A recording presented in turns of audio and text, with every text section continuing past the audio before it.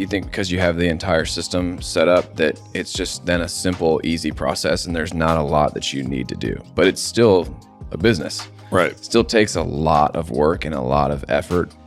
And when you give somebody autonomy, then I think they realize from the very beginning that it's their job to make decisions and to manage the people that they're working with.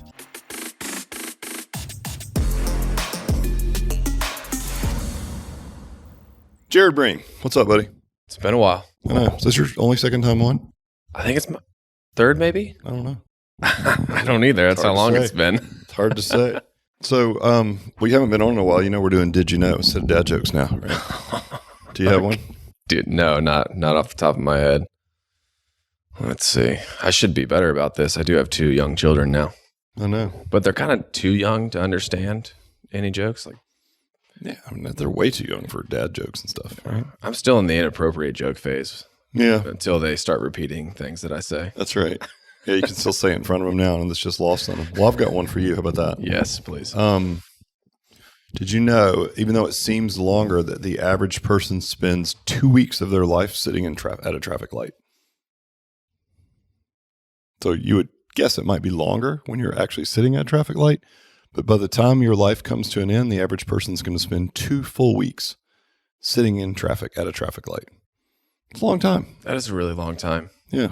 Try to make the most of it. It does feel like it would be a whole lot longer. Yeah. I don't know why. Just because when you're sitting in traffic at a traffic light, it seems like it takes forever. Man, no kidding. Yeah. So I don't know. I'm going to try to make the most of my time. Maybe start learning to play guitar or something like that, or harmonica. Something smaller that will fit in my car. Definitely not be on your phone. No. What am I, savage? No. I'm a safe driver as well. One time, the last, when smartphones first came out, I was in traffic, and I mean like stop and go, like barely moving. So I was eating an apple, listening to a podcast, and scrolling on my phone simultaneously. And then my shoestring got caught around my gas pedal. So when I went to move my foot over to the brake, I couldn't get over there and just bumped the car in front of me. But it was like a really nice car. So I was like, oh, that's going to hurt. Oh, man. That's going to hurt. It left a little dent. I mean, they didn't have to have their bumper replaced or anything, thank God. But I mean, that still. Is good. Yeah. But I mean, like you kind of deserve it if you're eating, listening to something, and scrolling all at the same time. Yeah, that's a tough I've never done that since. And I mean, smart. I was going probably 2 miles an hour. So it wasn't like I was risking life and limb. No, but still dumb. Could cost you money, and that's what's important. Here. I literally told the guy, dude, I was doing all 3 of these things at once. I'm such an asshole. I'm so sorry. He was like, I get it, dude. I've done it too. I was like, all right, let's get our insurance info. That's awesome. So anyway, what we are going to talk about today, and the reason we had Jared back on is because he has probably since the last time you've been on here been promoted to VP of Real Estate and Construction, which is kind of a big deal. Do you think? It's been a wild ride. It's kind of important. Yeah. I mean, to get clubs, it's one thing to sell them and to make them operationally efficient, but you can't do anything until you find real estate and get the place open. Yeah. Right. And there's a whole lot of stuff that goes into that. But what I wanted to have you on today about, and I did cheat a bit and asked Jared, like, what's 3 things that you want to talk about? Just at a high level, like, what have you learned? We have 26 open. We're slated to have nearly 50 open by year's end. What do you have? So we have 43 currently in project of some sort. Yeah, and it sounds like there might be a few more here in the next couple of weeks. Yeah. We've got like 5 closing calls this week. We'll probably have another 15 licenses or more coming on just this week. So we're keeping you busy. But so I just wrote down the words that you gave me, and we could talk about them. So again, from the horse's mouth, the guy who is responsible for getting clubs open and getting them, basically finding the spot, LOI, lease, equipment ordered, all the stuff that goes from signing to like we're ready to roll. And then once they come to training, they're turned over to Matt and his team for operations, right? But there's a whole lot of stuff in there.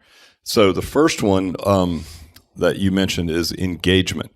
I think what you mean is early engagement. Like what does the engagement from the franchisee look like in the early innings? So what did you mean by that? Yeah, well, there's a number of things that we'll do right off the bat. We hop on an orientation call, talk through what it's going to look like to get open and all the finer details that go into that. And the first charge is to get in touch with the real estate brokers that we have in place or introduce us to one that you may have that you would like to work with, and then pound the pavement. Like, start looking for real estate. There's a site search that's going to be done, of course, but commercial real estate's a little bit different than what you're used to or I'm used to in the residential space, where there's an MLS and there's a number of listings on one site. It's not that way. And it's even less that way since COVID has happened, because the real estate market for retail specifically in the areas that we're looking, suburban, not so much middle of a city, it's a really hot place for people to be now. Right. So it's tight. So landlords don't have to market nearly as heavily as they used to. Right. They can just put a sign up on the door and they know that people want to get in there. So they don't have to put anything out on a listing, or they're going to use personal connections. So I always charge a franchisee, get out, look at some areas that you know you want to be in, see if there's any for lease signs, and get on it. In addition to having our national vendors go into their markets. Correct. So it's a collaborative effort. So correct. But that's like the process. But what did you mean by like early engagement? Like let's talk about that, because that was sort of your like, hey, this is probably an indicator of what we've seen. And now we have enough empirical evidence to know, like, what does early engagement mean to you? And then how does that manifest itself later in the type of engagement as an owner, like when it's time to like really get the business rolling? Yeah. So if that's how we start, and you immediately go out and you start sending either myself or Noel on our team or your broker a list of sites, or you are continuously asking us questions to understand what's going on. What I've seen in the first 26 locations that we've opened is those people that are on it, setting up phone calls, asking a lot of questions, continuing to touch base with myself and Noel. When they get open, they seem to do pretty well pretty early. And we're still early in general, right? So we don't have any clubs that have been open for multiple years thus far. Or maybe we just crested our first 2 locations that have been open for 2 years. I think that's right. So we're still learning, but you know this. I mean, the sooner that you can make money and be successful, the happier you're going to be. If it's not an 18-month process to get to a good place, you're going to be pretty stoked. And in those locations that I've seen early engagement, really on the ball, it seems to translate pretty well into relatively early success in our locations. Yeah, I would agree. When I look at the franchisees that are at the top of the system right now, when I talk to you about it, those are the ones that were showing up to calls, being proactive in the process, right? And I think that ends up manifesting itself in the way you're going to show up to your business. And for your team. Exactly. Yep, exactly. 100%. And then, of course, examples of maybe low engagement would be you're missing calls, you're not following up, emails are going unanswered for 4 or 5 days. We have to reach out to you to find out what's going on, where things are. And listen, it's, obviously it's been a learning process for us as well. And we'll talk about this in our next point. But in some cases, like we have engaged individuals and they're just extenuating circumstances like tight real estate or what have you that pushes us further back than we would like. But that's not what we're talking about. We're talking about the overall attentiveness and engagement of the franchisee to show up to their project and their business in a meaningful way, whatever that means, right? Doesn't mean everything's smooth sailing. It's construction, for gosh sakes. It's not going to be like perfect, right? That's right. But what you've noticed, and then as you've looked at the ones that have, and then it's really easy to go and pull the numbers of the clubs that are the most successful. The clubs that are in our top 10% all were very high engagement individuals early in the process. So all we're saying is, it's early innings, but it's not too difficult for us to ascertain early on who may or may not be a good franchisee based on the level of engagement early in the process. Is that fair? Yep, absolutely. Cool. The next one I have is just the word autonomy. So what do we mean by that? Well, as a young franchise, I'm sure a lot of young franchises do, we've pivoted a number of times. We started out with no required vendor in terms of real estate and project management. And now we've since worked with a couple different project management companies. But when we brought them on, they became required. Right. And we did that for a little maybe right around a year or so. And now we have options to that. And by giving options to franchisees, they seem to take ownership much sooner in the process, which is another good leading indicator of how you're going to do once you're open, right? But in that, there's been just a general sense of like happiness that comes along with that. Right. It's funny because like I think the real research shows that we don't really want choices. I mean, we feel like we want them, but we really don't want them, right? Yeah. Kind of like the old book, like Switch, when they had all the different jams on the table. Here's 24 jams, and the other table only had 6 jams. Right. 24 jam table gets a ton of traffic, but when they track the sales of the 6 jam table were like 4-fold because you just get like paralysis through analysis. Yeah. So everybody thinks they want a lot of choices, but you don't want too many choices. And we don't give them that. But I think when you look at where we were, we had a required vendor, and it just felt, especially if someone came in with like we've got franchisees that have, sold giant construction management, or again, commercial construction companies. It's like they can certainly do these things, and they have resources, or they might have contacts, like somebody in their family or something. We've got tear sheets and all the things, right? And obviously a process in our own project management software, all these triggers and things to keep them on pace. But to your point, giving them a couple of options. Like you can either go here and pay this company to manage it. You can go with this company that will do some of that same work for free because they're hoping to get the actual GC contract on the back end, or you can go it alone. Either way, the steps are the same. The processes are the same, right? Yeah. So you've noticed then that the autonomy it just feels better for the franchisee, and because it's sort of, I'm air quoting for those of you guys that aren't watching, their choice, right? Mm-hmm. Meaning they can talk to each of these 2 companies that we're recommending, or they can go it alone, if we allow it and they meet the criteria, right? Yeah. They seem to feel better about that. Yeah. Is that true? Yeah. And it goes back to the first point that we just talked about. It naturally drives a little bit higher engagement, it seems, which if that's not your default coming into this, it may push you over the hump just enough to get you into that. So by the time you've opened, you may be in a better place than you were before you started. I think sometimes people get into franchising, and I would say we're at fault for some of this, is you think because you have the entire system set up that it's just then a simple, easy process and there's not a lot that you need to do. But it's still a business. Right. It still takes a lot of work and a lot of effort. And when you give somebody autonomy, then I think they realize from the very beginning that it's their job to make decisions and to manage the people that they're working with. Yeah. Great point, because you're right. I think, 100%. It's really interesting that just the choice alone, it's just basic human behavior. It shouldn't be that. It shouldn't be that. It's like anything, right? Yeah. It's like you made the choice. Now you're showing up to your business in a more relevant way. Maybe because you made the choice, it just feels better in general. Mm-hmm. But also you're teaching yourself, because a lot of the folks we have, they're coming from corporate, they haven't been entrepreneurs. So you're teaching them along the way. Like they're having an early opportunity to learn how to make decisions, how the business works, how the communication flow with us works back and forth, right? Like all of that. And that's going to make it easier down the road. Do you agree? Yeah, totally.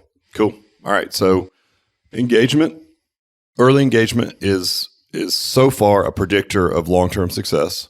Second, autonomy is a good thing as long as it's not too many choices, right? Yeah. It's like we're going to give you a couple of options, let you figure it out. We'll talk about the pros and cons of each, but you do have some options. And then lastly, you said core values, and I think that one surprised me a little bit. What do you mean by that? Well, our core values are pretty simple, but I think they're really impactful. I think sometimes when you look at businesses, core values are just like, they're a good thing. They're a rah-rah for the team. Or it's a great sales pitch. But I would say inside of our structure, both on the corporate office side, but also with our franchisees, is our core values directly reflect on how we do business and how our franchisees will also run their business. So to your point, choices, we have choices out there, but it's limited. It's the Cane's in and out idea, right? It's like You got a couple options to choose from. That makes it simple. You may have decision fatigue coming into that restaurant or into this franchise. Right. And you don't want to have a bunch out there. So we keep it pretty simple. Couple options per real estate and project management. And then you drive that process. However you decide. We're going to support you and give you everything that you need. So keeping it simple. Unimpeachable character, sincere candor. Both of those things, I think, come into play from the very beginning, because from an unimpeachable character standpoint, if they're cool with asking the question and then also cool with hearing me say no, that's also ties in the sincere candor portion, where that's going to lead well when you're running a team, because you want people to approach you the same way that you approach them, which happens inside of our corporate structure as well. Right. But if you're doing that from the very beginning, that might be a hard conversation to request certain items. It may be a hard conversation to also hear no from the very beginning. But I'm approaching you the way that I hope you're approaching me. I want feedback in a respectful manner, and I'm also going to give you feedback in a respectful manner. And there's so many decisions and variables in the real estate process specifically, maybe not quite as much in the project management, but in the real estate process, there's so many moving parts that if you're not willing to live up to our core values, it shows, it sticks out. Isn't that crazy? You wouldn't think in such a tactical process like real estate that it would show, but you're seeing it already, right? But I think it goes back almost to the engagement where, look, early on, and you may even have to remind people of that, right? Because, like, listen, if you haven't done entrepreneurship before, it's a skill set. Like, that's why we teach people EOS. It's like, well, we'll teach you how to run an alloy, but there's also a skill set to become a good entrepreneur. We're going to teach you that as well. Part of that's emotional regulation, right? Like, you can't lose your mind every time something pops up in real estate and construction, because it's real estate and construction. Stuff's going to pop up, right? So I think your ability to remind people of our core values and why they were chosen as a franchise partner, and then also to be able to exhibit those core values. It's not just holding someone else accountable to them. You're living them to our franchise partners as well. Like, to your point, sincere candor, it's like, if someone's going to ask for something, and everyone does, like, could we do this? Or could we go into it? Like, I really love this space. Could we go into it because it's a little smaller than the footprint we need? We have reasons why we might say no. And we always jokingly say, and I will say this to other people, like, I'll never get mad if you ask, as long as you don't get mad if I say no. And I think that's a respectful relationship, because there's reasons why. Like, franchise is the most aligned business ever. We have a common win. We're both shooting for the same thing. So we are on your team, right? And so we expect that sincere candor, and it's basically like an extended partnership. It's exactly what it is. And so, like, if you were getting into a business partnership with someone, wouldn't you want to share those core values? Yeah. Well, and our core values reflect well on what our service is as well, which is personal. Like, it's personal. So we're providing personal training to a member, but that's the same thing within the corporate side, where it's relationship first. It's like, I want you to know when I'm having the conversation with you, I care about you as a human, number one, but we're also going to keep it professional at the same time. So it's like, we all have the common goal. This is business. We want you to make money. We want you to help people. So that's where it's going to start, is like, hey, it's between you and I want you to be successful. But we can also have a little bit of fun while we're doing it. Right. There's so many moving parts. It's difficult if you can't laugh at yourself every once in a while, if you can't cut up every once in a while, humor with a touch of crazy. It's just going to be a long road regardless. Right. Yeah, don't take yourself so seriously, because the process is the process. There are things that have to be done. They are going to get done. Some are going to go very smoothly. I hope that you whistle by the graveyard and everything happens perfectly, but not always, right? Yeah. And if it doesn't, if you can't look at the lighter side in some situations, it's going to make it tough. You can say that with anything. I mean, that basically extrapolate that out for like next 10 years of entrepreneurship. Yeah. You're going to have weird things happen, and you need to be wired the right way to do it. So this is your first chance to start developing resiliency, understanding that your emotions aren't real things always. You just feel a certain way. It doesn't mean it's true, right? That type of idea. So yeah, I think it's a good skill set to stack, especially through the lens of core values. And, to your point, we really work hard to make sure our franchise is relational and not based on the franchise agreement. Like, we don't want a transactional relationship, I guess would be the best way to put it, which means, we get so far down the road and you're pulling out things from the franchise document. Like, well, the FDD says you have to be blah, blah, blah. Like, I don't want to get to that point. Right. I want to be able to call you, say you're a franchisee, and be like, Jared, what are you doing? Like, you've been sitting on this thing for a week. Like, do you have fears? Like, why are you not moving on this? Right. Oh, I've been out of town, or maybe there is something, but I want you to feel like you can talk to me as another human being, right, and we can work through this as partners instead of you have this deadline to do these 3 things, and if you don't do it, you're out, or whatever. It's like that. I don't like that type of franchising, and I don't want to be that type of franchise partner for our franchisees. But to your point, they have to play along like it's a dance, right? Yeah. We always joke about that parent-child relationship where it's like, they love you at first because they need you for everything, and then eventually they're 2 and they hate you because like they want to do what they want, and then they're teenagers and they're really dumb, and they're doing all the work, and then eventually they come back around to 30-something-year-olds with kids, and they're like, all right, I don't want to hang out with you every weekend, but appreciate what you did for me. So, and that can happen in 6 months or a year or whatever. That's just sort of the nature of, and I don't mean that in a derogatory way. That's just the nature of franchising. We're trying to keep some guardrails up to keep you from killing yourself, basically. And you're trying to like wiggle and squirm and get your entrepreneurial things built, right? Your muscles going. And it's like somewhere in between that's where we're going to land. Yeah. But just keep in mind, there's going to be some of those times. And I think going back to the core values and you being able to observe them through your relations with franchisees, it's interesting that when you said that, I was surprised because I wouldn't have thought they would have manifested themselves in a very sort of binary tactical time. You know what I mean? Where there's a rent factor and there's square footage, and there's a lot of math, and it's very binary. And then all of a sudden, there's the relational side, and I think that's what you've done really well is being able to, at a time when people are just becoming entrepreneurs, they're deploying a lot of capital without seeing the fun parts of the business yet, right? It's very stressful for people, and you've done a good job of sort of mitigating that stress because you have this calming, like relaxed demeanor, and you don't get all fired up about stuff. You don't because you understand that that's a person on the other end of the call. They're having a real human emotion. You're going to let them have it, but there's still shit that has to be done, right, at the end of the day. And there's an art to being able to do that. But that's good because as you build your team, you're going to have to be able to pass that same demeanor down to those guys and girls. It took some reps to get there. Yeah, of course. But you've done really well, and a part of it's just practice, right? Reps for you. All right, folks, so that's it. So, again, observations from the guy who's getting all of our clubs, who's responsible for getting all of our clubs to find a space and get it open. Your level of engagement early on is probably a predictor of your long-term success, at least as we see it so far. So show up often, early, and it's your business. Let's go, right? Autonomy. So now you have some choices. Through that, you've observed that people are happier when they do have choice, as long as it's not too many. Mm-hmm. And it may, in fact, drive, number one, it may drive better engagement, right? Yep. To that point early on, which will be a good way to start a relationship. And hopefully that will continue on through the rest of your business, and you'll show up to your team that way. And then lastly, we really take our core values seriously. And Jared has seen that using our core values as a lens with franchisees, even at a time, again, that's very tactical, it seems to be a good lens even for that time period. Is that fair? Totally. I think it's a perfect way of saying it. Anything else? No. This has been great. Hopefully we can get a whole lot more. What? Open. Yeah, come on, man. Let's go. I guess if you want to have me back on, we can do that too. What's that? Back on the podcast. Like if I have you back on, you'll get more clubs open? Are you holding this over me? What are you doing? It's like I want to be on here 3 times a week or I'm never getting any clubs open.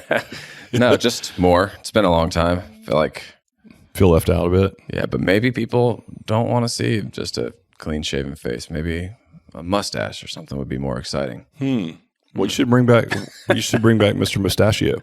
So for those of you guys, you heard the podcast a few weeks ago when I had that disgusting, did you know about mustaches? So it was like, did you know that mustaches hold 20% of their weight in moisture? I was like, bleh. So anyway, a little protein shake up there. But Jared did keep his mustache for last Discovery Day, and it looks like our closing percentage with the candidates that we liked is like 100%. So of the total day, it was like 90%. There's probably a mutual one in there.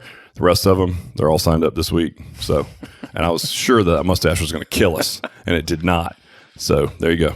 Can confirm that the 20% is a real thing in the middle of summer. You feel it.